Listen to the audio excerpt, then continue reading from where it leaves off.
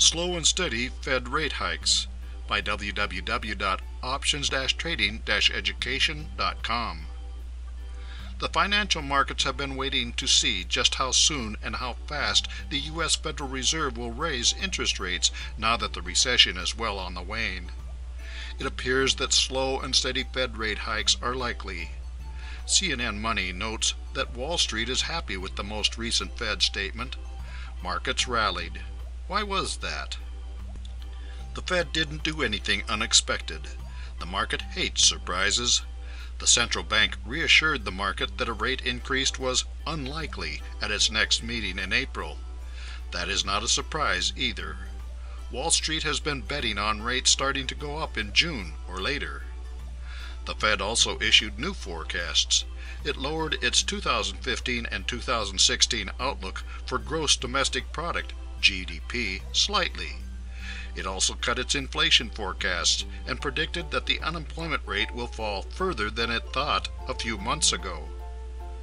According to the Fed's so-called dot plot, which shows where each Fed member thinks rates should be, the median estimate for interest rates is 0.625% at the end of 2015. In December, the median was 1.125%. All this suggests the Fed will take a slow and steady approach to rate hikes. That should calm down investors who had been worrying the Fed would boost rates too quickly. How does this news affect options trading? When it was expected that the Fed would quickly and aggressively raise interest rates, stocks fell. Now that we are looking at slow and steady Fed rate hikes, which stocks will prosper and which will suffer? Calls on which stocks? U.S. Today writes about 8 big bounce-back stocks that they predict will go higher. For this options trader, this means buying calls. It's time to buy stocks again. At least that's what investors took from the Federal Reserve's move this week. Even stocks that were battered last year are joining in the rally. There are 8 stocks in the Standard & Poor's 500, including solar equipment maker First Solar, FSLR, video game seller GameStop, GME, and online retailer Amazon.com, AMZN, that are staging impressive bounce-backs this year.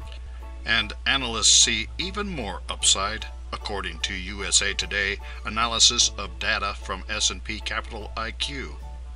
These are stocks that fell 10% or more in 2014, but are up 5% or more this year. Others in the list are General Motors, News Corp, CBS, ADT, and Pioneer National Res.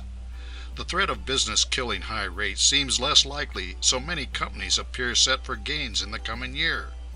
Buying calls on the likes of Amazon, GameStop, and First Solar may well be a good idea. Not just the Fed and interest rates. Slow and steady Fed rate hikes have a calming effect on the market, but interest rates are not the sum total of things that affect stocks and investing. The economic doldrums that affect Asia and Europe continue, and the price of crude oil is still going down. ABC News reports the story. The Standard & Poor's 500 fell 12 points, or 0.6%, to 2,088. The Nasdaq Composite rose 7 points, or 0.1%, to 4,989. Crude. Benchmark U.S. oil sank $1.11 to $45.54 a barrel in New York trading, extending a slump that has slashed prices by more than half over the past year. Brent crude, a benchmark for international oils used by many U.S. refineries, fell $1.21 to $54.70 a barrel in London. Oil and gas companies led 8 of 10 industries in the S&P 500 index lower. How low? Given the big drop that we've had, the big question is, when does oil hit bottom? Said Jeff Carbone, a senior partner at Cornerstone Financial Partners in Charlotte, North Carolina. I don't think oil will bottom out until a company or a country flinches and cuts production. Right now, producers are still pumping as much as they can. It appears that so long as producers keep pumping and Asia and Europe flirt with recession, stocks are not going to take off and fly. As always, do your own homework when trading options, and never be afraid to stay out of a trade that you do not understand.